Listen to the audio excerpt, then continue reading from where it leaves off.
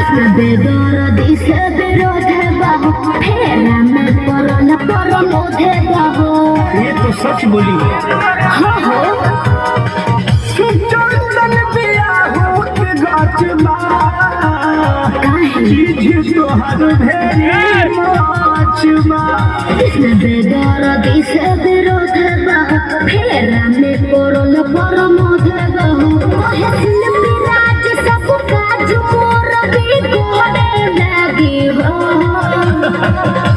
ऐसा बात बा हाँ जी ढोढ़ी में पानी तोहरा और लागी हो जानू। अच्छा तुझे हो जवानी तोहरे सोहेला तोरे लगी हो।